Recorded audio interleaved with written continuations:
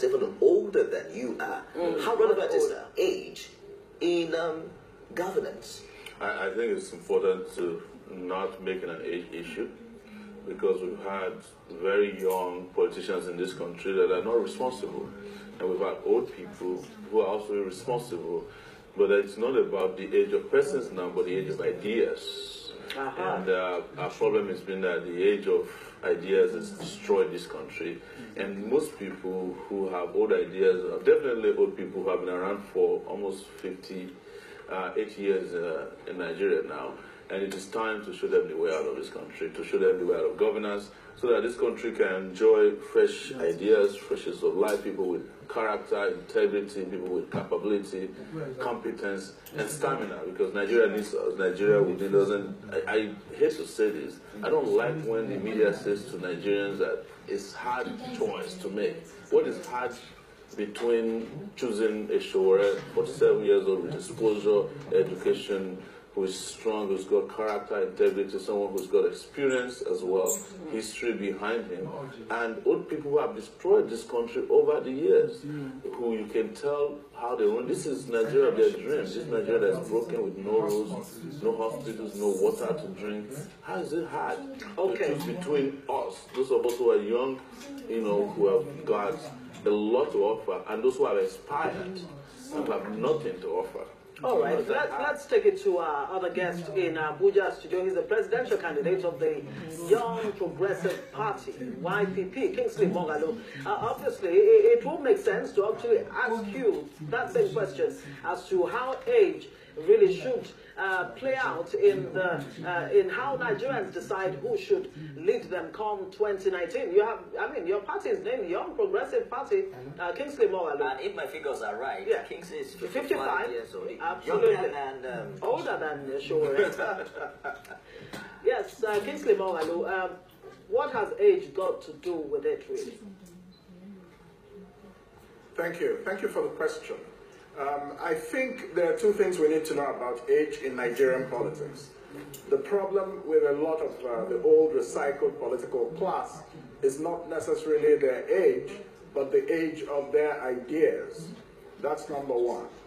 The second problem is that they have nothing much to show for their age in terms of their impact on the Nigerian condition. Nigerians are far poorer today than they were when Nigeria became independent in 1960. So we can see very clearly that the older recycled politicians have done a very bad service to Nigeria, and that's why we're saying that there's need for younger, more visionary leaders. But I don't believe that people are qualified to be president of Nigeria simply because they are young. I think it's very important that people have the necessary experience, that people have the necessary character, that people have the necessary compassion for the people of Nigeria. I, for example, have worked for the United Nations for 17 years. I've been a deputy governor of the Central Bank of Nigeria. I've been a professor in one of the world's most prestigious universities. So my claim to what I am aspiring to is that I have much to offer my country. And it's not just based on my age. However, the problem we have in Nigeria as well is that every society must be regenerated in terms of its leadership, and that's not happening in Nigeria. Nigeria has been held hostage by old men and women for far too long, who have nothing to show for their age. That's the real point. Their performance has been a complete disaster. It's all right. We'll be back with you shortly. It's interesting, really, to know that both of you seem to be on the same page as regards the relevance of age. But then, you have said severally that you would never be part of a coalition. There's the coalition of united political parties. There's the presidential aspirants coming together, which initially was highly rumored that you were part of, but you came out publicly to say you have nothing to do about it. Nigerians are concerned about when we have bright ideas, there are 91 parties. What is wrong for them to decide? What is wrong in coming together? I want to correct the impression that I said I don't want to be part of coalitions. In fact, when I started by talking about coalitions. But I do not want to be part of coalitions that don't have clarity, that don't understand where they are going, or don't have a central agenda to wrestle power. Because it's not everybody who is running for office today in Nigeria that's doing it for the purpose for which I'm in it for. And it includes that some of them are fronts. And when I met some of these young people, what I said to them is that before we form a coalition, let's weed out those who are serious and those who are not serious. And let us go for primaries in our respective parties, come back and have a coalition. And I was surprised that Kingsley fell for the initial plan. Actually, you know, I have a lot of respect for Kingsley, but he went and joined PACT, and eventually he signed an MOU with them, and he lost. And when he discovered that he had lost to these guys because they played him, he bailed out of it. I didn't need to do that. The kind of coalition I wanted is the coalition that I have. And that is a coalition of Nigerians who are disenchanted, who are dissatisfied, who don't want to have anything to do with the past, who want to have a clean break from the past and move forward. So let me say it to you that we will still eventually come together.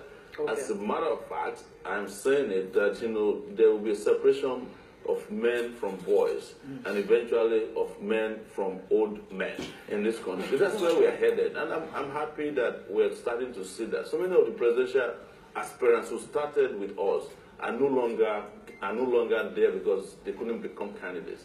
Now we have a narrower pool of people to pull from, to choose from, and that's where I'm at. And I'll say to you once again, and it's important for Nigerians to understand that there is nothing there to look at when you're talking about the people that converged at Obasanjo's house yesterday. Obasanjo has been such a bad human resources manager for this country, chosen the worst presidential candidates for this country. One was sick and dead for 5 months. One of them didn't even know where his PhD certificate was.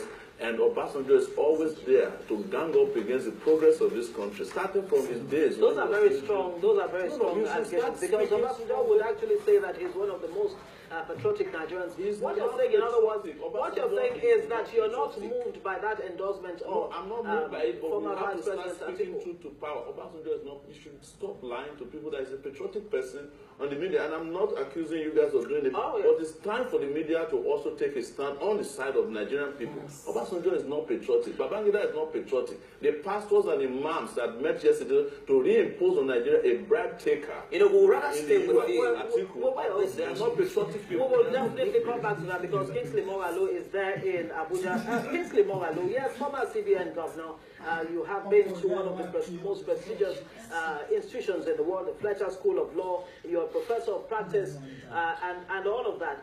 But do you think Nigerians are discerning enough or desperate enough to actually be able to say, look, we want a clean break from what you might describe as the past, and we want a future that has a definite direction, a future that can actually take us to the promised land?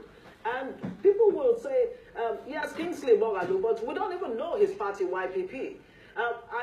What can you really do right now to sell not just your idea, of course Sowore is here to do that, and to actually convince Nigerians that you are the man for the job? Well, thank you very much, Ngozi. There are three things that Nigeria needs today. Nigeria needs a leader who can, you know, heal Nigeria and build a nation. Nigeria is not a nation, it's a country. Nigeria needs a leader who can wage a successful and decisive war against poverty. And Nigeria needs a leader who can restore Nigeria's standing in the world. Yes, Nigerians know what they need, but right now, Nigerians want to hear clearly the how. Yeah. We know what the problems are, but how, that's what I'm saying. The how is what Nigerians are interested in now. Yes. Because I will contest your statement that Nigerians know what they need. If Nigerians knew what they needed, they would not be entertaining the antics and the deceit of the APC and the PDP.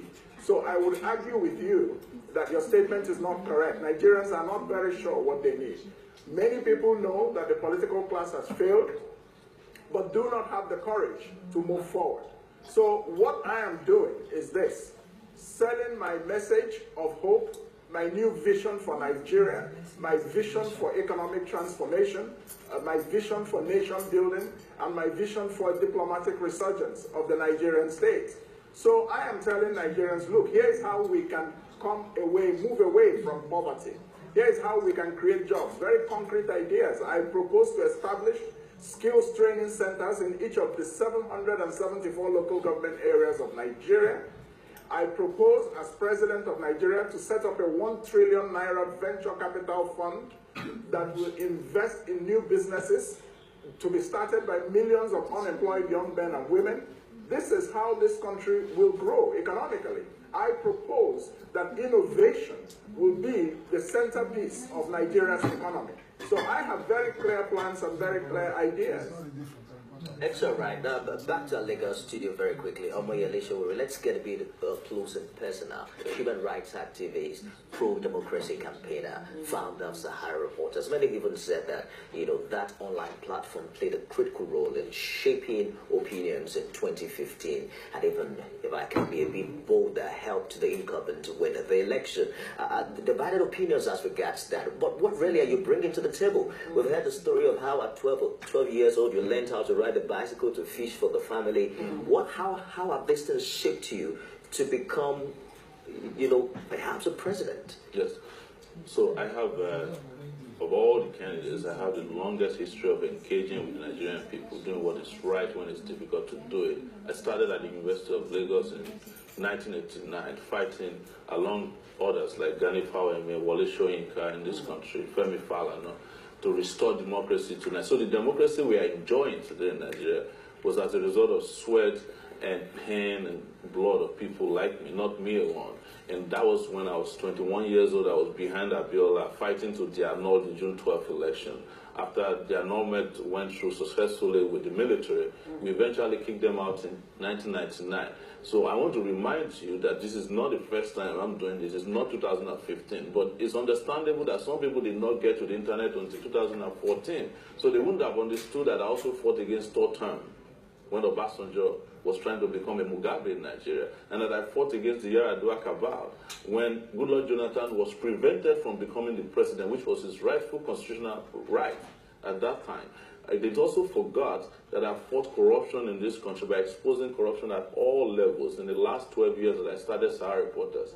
But most importantly, that I'm an entrepreneur, that also I'm a lecturer, a professor that taught for 8 years at a university in New York, and also that I attended one of the best universities in the world, one of the 10 best universities in the US, Columbia University, where I studied master in public administration. So I'm the first person who's going to be president of Nigeria who actually has a public admin knowledge. So how will all of this bring to bear in terms of the deliverables come 2019? Do you understand the economy enough? I'm giving you the insurance. What do you even think is the most fundamental problem that Nigeria faces today in such a way that you can begin to... When you're assuming that we're facing just one. Yeah. We face 10. And in solving the problem, you must solve all the 10, start at, with the 10 at the same time. Yeah. First is security. Of course, nobody is secure in this country today. Second is the fact that we're all in darkness. We don't have electricity, power. And without that, what Kingsley is proposing will not happen. You cannot have skill acquisition centers if you don't have electricity. You can't have skill acquisition centers if you don't have infrastructure. You can't have progress and end poverty when farmers can't take their goods from where they are grown to the market where they need to sell them. So infrastructure is key for us. We will fight corruption, which everybody knows I know how to do very well. In fact, I do it better as an individual than the entire government of Buhari has ever done. I know how to create an economic system that will make people prosper, because economy that they are talking about is not the kind of political economy that empower people. It's the economy of World Bank, prescription. And World Bank came out 3 days ago and said they are sorry. They have been leading Nigeria in the wrong direction. And last, instead of investing in health and education, they ask you to invest in other things that will help companies that are coming from the West. But I have done it.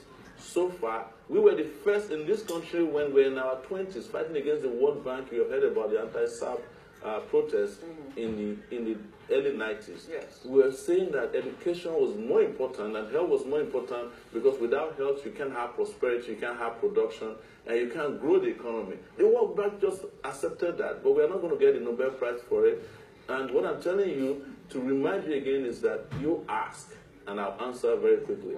What do I know better than all these people? What do I have to bring to the table? What I gave you in terms of my background is the insurance that whatever I'm promising you in our manifesto, which we call Spicer Hit, will be delivered without any inhibition. Because there's courage and there's integrity and pedigree to do it.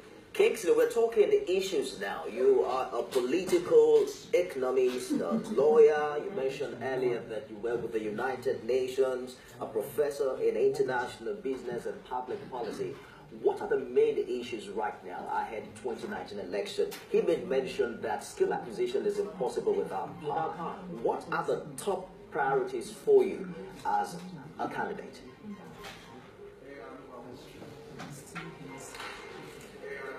Electric power in Nigeria is a top priority for me, and here's my plan for power, because I prefer to go into specifics. I have a plan, and for the power sector, the first thing we need to do is to decentralize the national grid.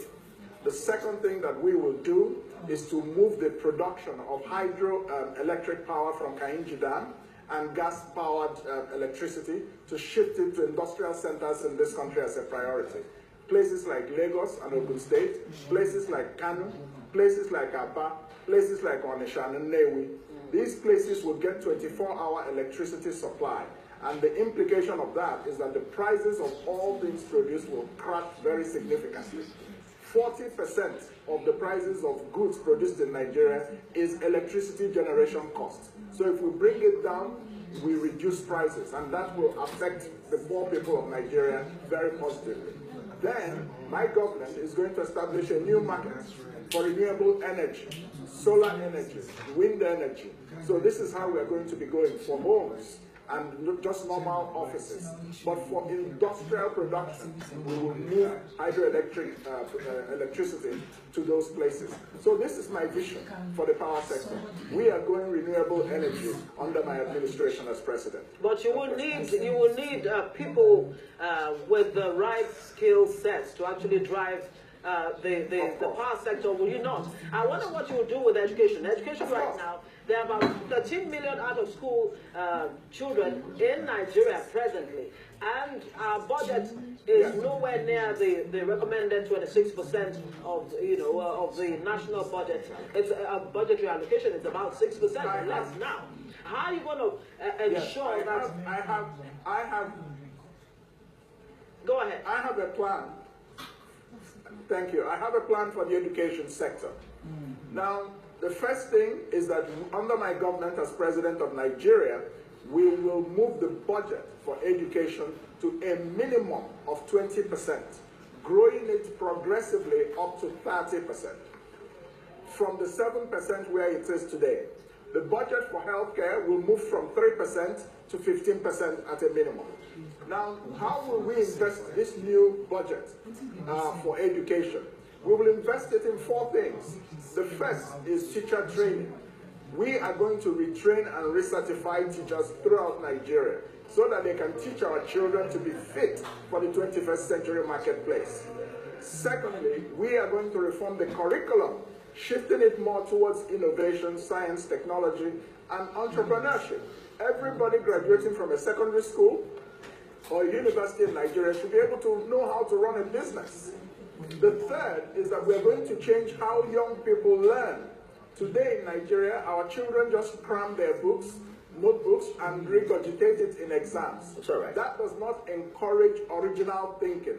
So we're going to change. As a professor in the United States, my 100% is divided as follows: 60% for your original research paper, 20% for your ability to discuss in class and lead discussions, and 20% for your physical presence. It's all right. And then the fourth reform is that we're going to focus on educational infrastructure. Every child in Nigeria under my presidency will have, at a minimum, a laptop in secondary schools and in universities. We'll be back with you, Kingsley. Because of time, let me come to show very quickly. We appear to have 2 professors here. There's the issue of diversifying the economy from an oil-based one. In the early days of independence, we were so rich in agriculture. What are your thoughts in this line? What are the actionable plans you have for Nigeria? You must have heard about the controversy that started with my proposal to export cannabis. And a few days after that, Coca-Cola signed a $4 billion deal with Aurora, a company that is researching and growing cannabis.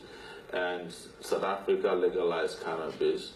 And the whole of the world is now in the business. Canada, yes, Canada is already 70% short of what they need. I'm just saying that not to scare people, but to tell you that even many of these ideas that Kingsley is talking about is already embedded in our Spicer Hit documentation regarding education and health and diversification of economies. To look at this country, you have arable land, but the problem is that most of our farmers grow crops and 90% of them are destroyed because we don't have storage for them and they can't take them from the places of production to the markets. So we are not in the game. The Chinese people are making more money out of Nigeria in agriculture than we are doing because they have post-harvest processing. They can take your pepper and ginger from here to China, whereas our farmers don't have those opportunities. Yeah, but do we even really have farmers? I mean, young people are not attracted to farming. We have farmers.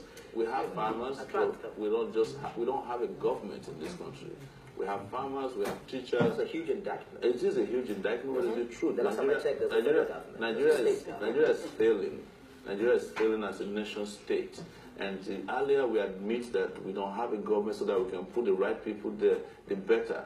What they are doing around here that they call government is papering over cracks, is experimentation with social issues, experimentation with ideas and programs and projects. Yes, you can see even in Lagos that's going to be the best. There's no road between here and Badagry. So we get that point. But very quickly, before I take it to Kingsley Moghalu in Abuja studio, you said you will make minimum wage 100,000. That's right. Government is still finding it difficult to decide whether it should be 24 or 25. Because government's priority is not to pay workers, it's to pay themselves. Do you know how much a senator earns? A senator earns a salary of 2,076 Nigerian workers, because an average Nigerian worker is collecting $38 per month. And an average Nigerian senator is taking home 540 million naira. To take the money from the politician? No. We will definitely not be paying them illegal wages, because a senator is not entitled to 13.7 million naira as allowance. But the truth is that you have enough in this country to serve everybody. I hope you know that you will need the backing of the National Assembly. We will need the backing of the National Assembly, but we most importantly need the backing of the Nigerian people to do any project, because the National Assembly does not or will not own Nigeria or Nigerians. Nigerians own the National Assembly, and that is the reason why it is important that we start paying attention to our workers. There's nobody in the world that can live on 18,000 naira wage per month. Nobody. But we are doing that disservice to ourselves, and we are defending it, by claiming that where will you get the money from? The question is that there's enough money in this country. Let me give you one example. The Minister of Petroleum Resources, State Minister for Petroleum Resources, Kachuku, revealed on national TV that he lost $60 billion to not taking royalties for certain oil companies that have been around in the business for 10 years because of a lacuna or a loophole in a law. And what we are proposing to pay workers is just $1.5 billion every year if we do it for 100,000. Kingsley Moghalu, if you deduct that from 60 billion, everybody is still doing very well. But you have incompetent leaders, you have people with no capacity, you have people with no innovative ideas. You can't move this country anywhere. Let's take it to Kingsley Moghalu. Kingsley Moghalu, is 100,000 what the Nigerian worker deserves? If you're president, is that what you give them, or would you take it higher or even lower? I understand economics, and I understand how to fight poverty without creating inflation, which of course will work against the poor and the workers. Now, the minimum wage is something that we should not take a populist approach to it.